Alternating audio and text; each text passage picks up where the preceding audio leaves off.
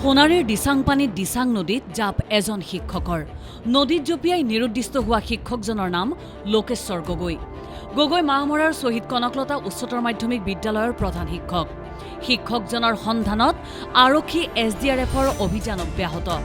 বৃহস্পতিবাৰে নিশাৰে পৰা সন্ধানহীন হৈ আছিল গগৈ। শিক্ষকজনৰ স্কুটি আৰু চেণ্ডেল উদ্ধাৰ কৰা হৈছে দিচাং নৈৰ কাষত।